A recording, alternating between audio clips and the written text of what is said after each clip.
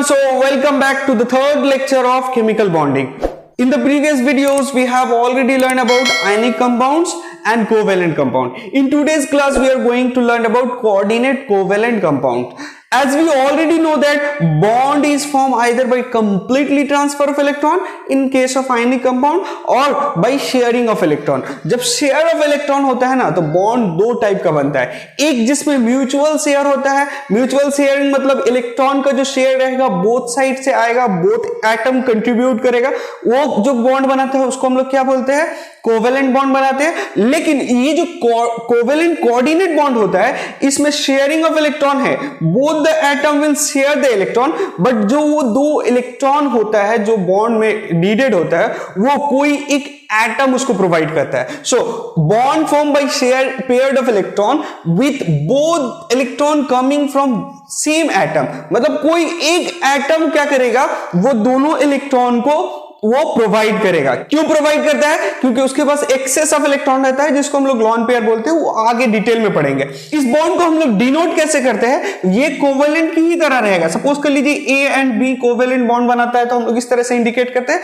But यहां पे एक एरो एक्स्ट्रा हो जाएगा। ये एरो इंडिकेट करता है कि ये जो दो इलेक्ट्रॉन इस बॉन्ड में लगा है वो दोनों इलेक्ट्रॉन गिवन बाई ए इस दोनों इलेक्ट्रॉन को दिया है, तो इसको हम लोग कोवेलेंट बॉन्ड बोलते हैं। क्लियर हो गया ये कंसेप्ट। एंड अब हम देखेंगे what are the conditions. Conditions जैसे आयनिक बॉन्ड में था कि one should be metal, other should be non metal, तब तो कंप्लीटली ट्रांसफर ऑफ इलेक्ट्रॉन हो रहा है। कोवेलेंट कंपाउंड में क्या था कि लास्ट शेल कंटेन 4 5 6 7 इलेक्ट्रॉन, दोनों नॉन मेटल होना चाहिए। तो यहां पे जो कंडीशंस क्या है, यहां पे कंडीशन है वन ऑफ द एटम, दो जो शेयर करता है उसमें से कोई एक एटम के पास at least one lone pair of electron होना चाहिए। मतलब दो जो शेयर करेगा ना इसमें से किसी एक के पास at least one lone pair of electron होना चाहिए। एक से ज्यादा हो कोई प्रॉब्लम नहीं, लेकिन at least one lone pair of electron होना चाहिए। अब एक एग्जांपल देखते हैं जहां पे इस तरह से बॉन्ड फॉर्म होता है। एग्जांपल्स में अगर देखेंगे तो O3 एक बेस्ट एग्जांपल है।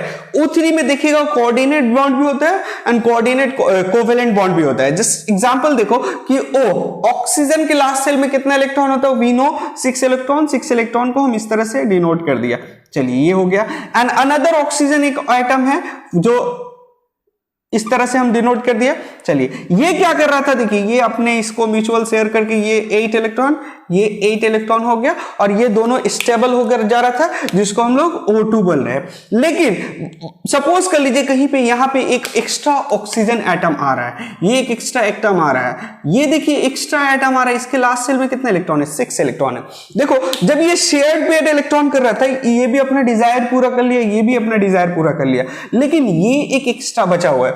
तो ये एटम देखता है ना कि अगर हम क्यों नहीं अपना जो लॉन पेयर इलेक्ट्रॉन जो मेरा यूज नहीं हो रहा है, अगर हम इसके साथ म्यूचुअल शेयर कर दे तो इसका भी डिजायर पूरा हो जाएगा। मैं तो डिजायर मेरा पूरा है, हम परमानेंटली दे नहीं रहे जो मेरा कोई चेंजेस होगा। सो ये क्या करता है, अपना ये जो दो एक्स्ट्रा लॉन पेयर है इलेक्ट्रॉन, वो उस extra lawn pair of electron को इसके साथ शेयर कर देता है। तो इसको हम लोग अगर यहां पे डिनोट करें दिखाने के लिए तो क्या है कि अगर सपोज कर लीजिए ये दो इलेक्ट्रॉन था तो बोलता है कि भाई तू भी आ जा हमारे साथ शेयर कर ले, तो क्या करता है ये इलेक्ट्रॉन इसके साथ भी शेयर होने लगता है। सो ये जो एटम है ना ये इसका इलेक्ट्रॉन को शेयर नहीं करता है। ये जो बॉन्ड फॉर्म होता है ना ये परमानेंटली जो दोनों इलेक्ट्रॉन है ये इसके जरिए गिवन दिया रहता है, तो इसको हम लोग क्या बोलते हैं, कोऑर्डिनेट बॉन्ड बोलते हैं। अब इसको नोटेशन में कैसे दिखाएंगे, सो ये देखिए 1 पेयर 2 पेयर के लिए दो कोवेलेंट बॉन्ड हम दिखा दिया, ये एक ऑक्सीजन हो गया और यहां पे देखिए ये दो इलेक्ट्रॉन ही है, एक ही पेयर है ना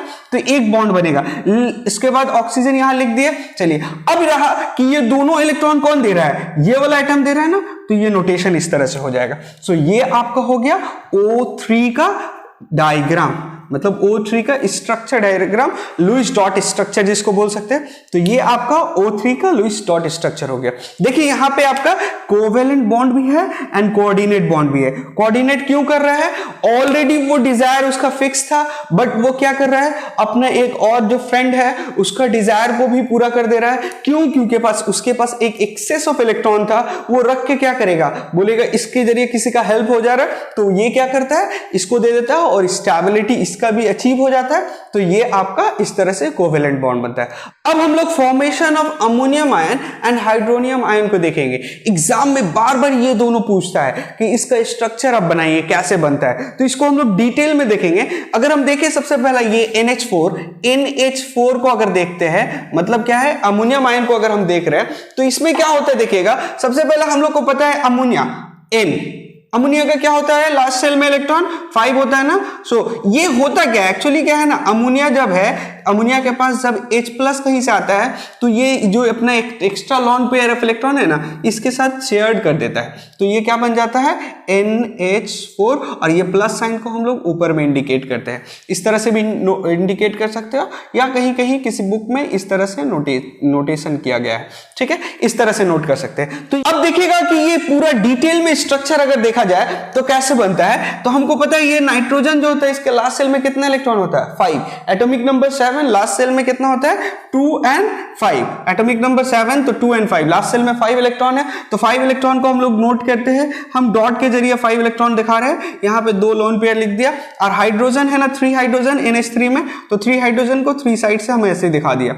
चलिए ये हो गया, यहाँ पे भी एक हाइड्रोजन दिखा दिया, तो ये एक शेयर कर लिया, ये एक शेयर कर लिया, ये एक शेयर कर लिया, तो हाइड्रोजन का जो डिजायर था वो पूरा हो गया, डबलेट रूल फॉलो कर रहा है। और ये नाइट्रोजन देखिए, नाइट्रोजन क्या हो जा रहा है 2 2 2 and 2, दैट इज 8 हो रहा है टोटल, तो इसका भी डिजायर पूरा हो जा रहा है। तो ये एक स्टेबल कंपाउंड था, लेकिन जब इसके पास H प्लस आता है, H प्लस कहां से आता है, वाटर में डालोगे जैसे अमोनिया को, तो वाटर क्या होता है H प्लस OH माइनस पे डिसॉल्व रहता है, ब्रेक रहता है, तो ये H प्लस क्या करता है ना, ये जो लॉन पेयर ऑफ इलेक्ट्रॉन है ये H प्लस को अपनी तरफ अट्रैक्ट करता है। देखिए ये ऑलरेडी अपना स्टेबल है, लेकिन अगर ये 2 लॉन पेयर इसके साथ शेयर कर देता है, ट्रांसफर नहीं शेयर कर देता है, तो ये भी स्टेबिलिटी के तरफ चला जाएगा। तो इसी वजह से क्या करता है ना, ये अपना दोनों लॉन पेयर इसको दे देता है। तो ये जब दोनों लॉन पेयर अपना इसको देता है, जैसे ही ये अपना लॉन पेयर इसको दिया, तो अब क्या हो जाएगा देखिए, ये ऐसे ही जैसा था यहाँ पे ऐसे ही लिख देंगे।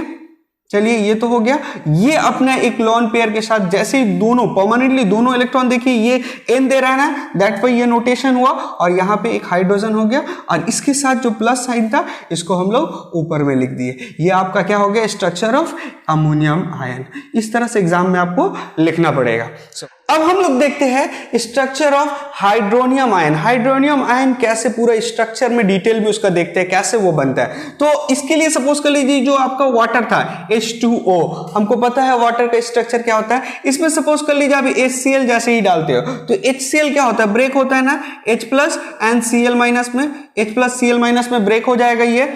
और अब हम लोग वाटर का पहले स्ट्रक्चर बनाते हैं। वाटर के स्ट्रक्चर ऑलरेडी हम लोग कोवेलेंट कंपाउंड में पढ़ चुके हैं, फिर भी एक बार डिटेल में देखते हैं। देखिए ये क्या करते हैं, 2 इलेक्ट्रॉन है, 2 हाइड्रोजन है ना, सो 2 हाइड्रोजन को हम इस तरह से इंडिकेट करते हैं, हाइड्रोजन का इलेक्ट्रॉन को क्रॉस से, यहाँ पे भी हाइड्रोजन का इलेक्ट्रॉन को क्रॉस से, एंड सो ऑक्सीजन का इलेक्ट्रॉन को डॉट से इंडिकेट किया। देखिए ऑक्सीजन के लास्ट सेल में कितना इलेक्ट्रॉन होता है, 6 होता है, 2 यहाँ पे डाल चुके हैं, तो 1 2 एंड 1 2, तो ये 2 pair of lone pair electron हो गया इस पे, तो ये कोवेलेंट कोऑर्डिनेट कोवेलेंट कंपाउंड बनाएगा। तो देखो ये अपना डिजायर पूरा किया कि नहीं, पहले ये देखिए, इसका ये हो चुका कंप्लीट, इसका ये देखिए 2 इलेक्ट्रॉन डबलेट रूल फॉलो हो गया। अब ये ऑक्सीजन का पहले देखते हैं, देखिए ऑक्सीजन कितना हो जा रहा है, 2 and 2 4, और यहाँ पे 4 है, तो टोटल इसका भी डिजायर पूरा हो गया। चलिए अब ये एक स्टेबल कंपाउंड था H2O जिसको हम लोग बोलते हैं, इस तरह से एक स्टेबल कंपाउंड था। चलिए लेकिन जब जैसे ही इसके पास एक H प्लस आ रहा है, कहीं से एक H प्लस आया, कहां से आया ये,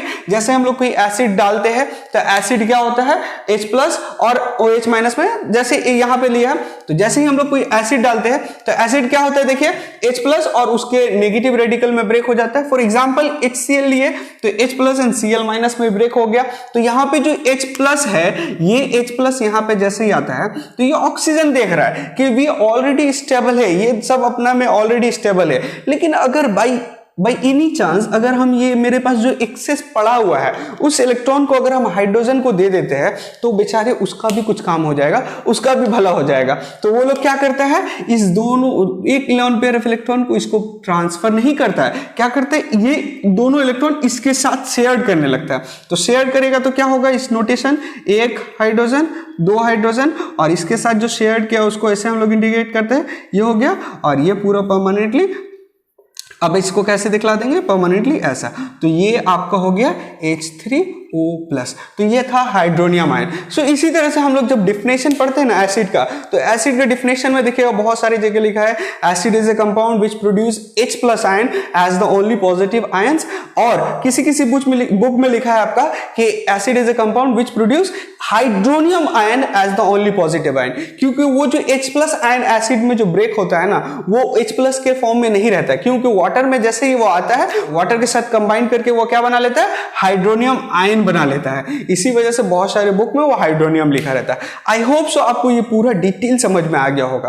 अब हम एक एग्जांपल लेते हैं जिस वो एग्जाम में बार बार पूछता है कि कोई एक ऐसा कंपाउंड लिखो जिसमें ionic bond, covalent bond and covalent coordinate bond, तीनों बॉन्ड प्रेजेंट होता है। उसका आपको क्या एग्जाम में नाम पूछता है, कहीं कहीं पूरा स्ट्रक्चर पूछता है। तो एक एग्जांपल ले सकते हैं आप लोग, इसको हम लोग क्या बोलते हैं NH4Cl, अमोनियम क्लोराइड। अब इसका लूज डॉट स्ट्रक्चर कैसे बनाएंगे, इसके लिए आपको पता है कि आप क्या करते हो कि अमोनिया में जैसे ही HCl डालते हैं तो हम लोग का क्या बनता है, NH4Cl बनता है, ये तो पता है। लेकिन इसका पूरा डायग्राम कैसे देखते हैं, तो अमोनिया के लिए हमको पता है ये क्या होता है, इस तरह से बनता है। अगर इलेक्ट्रॉन का पेयर के हिसाब से दिखाया जाए तो क्या होगा, आपको यहाँ पे एक इलेक्ट्रॉन दिखाइए, यहाँ पे एक इलेक्ट्रॉन दिखाइए, ये क्रॉस से दिखा रहे हैं, यहाँ पे cross dot and then we have a dot cross. चलिए ये था क्या, लॉन पेयर। जैसे ही ये HCl क्या होता है, H+ एंड Cl- में ब्रेक हो गया, ये H+ Cl- में ब्रेक हो गया, तो ये क्या होता है, ये अपना जो लॉन पेयर इलेक्ट्रॉन इसको दे रहा है, तो क्या बन जाता है ये NH4+। चलिए NH4+ बन गया, ये प्लस साइन हम लोग यहाँ पे इंडिकेट करते थे, और ये क्लोरीन है ना माइनस है, तो देखिए ये क्लोरीन माइनस एंड अमोनियम जो आयन है वो प्लस, ये इस दोनों एक पॉजिटिव एंड नेगेटिव हो रहा है, तो इसके बीच में क्या होगा, एक इलेक्ट्रोस्टैटिक फोर्स ऑफ अट्रैक्शन होगा, तो ये करीब आएगा, तो ये कैसे बन जाएगा NH4Cl, इस तरह से हम इंडिकेट कर देते हैं। तो यहाँ पे देखिए ये फोर्स ऑफ अट्रैक्शन में आयनिक बॉन्ड हो गया, और इसके इनसाइड में क्या क्या बॉन्ड है आपको पता ही है कैसे होता है, ये ऐसा होता है, यहां पे देखते हैं। अच्छा, इसके इनसाइड में जो है उसको हम लोग यहां देखते हैं, देखिए N1 2 3, ये आपका 3 हाइड्रोजन हो गया, इस तरह से एक हाइड्रोजन को हम इंडिकेट कर दिए इस तरह से, इसके पास पूरा चार्ज हो गया पॉजिटिव एंड Cl-, तो ये पूरा स्ट्रक्चर हो गया NH4Cl का, जो एग्जाम में बार बार पूछता है कि कोई एक कंपाउंड लिखे जिसके अंदर आयनिक बॉन्ड, कोवेलेंट का bond and coordinate covalent bond होता है। तो आई होप सो ये पूरा जो चैप्टर है ना आपको डिटेल में समझ में आ गया होगा।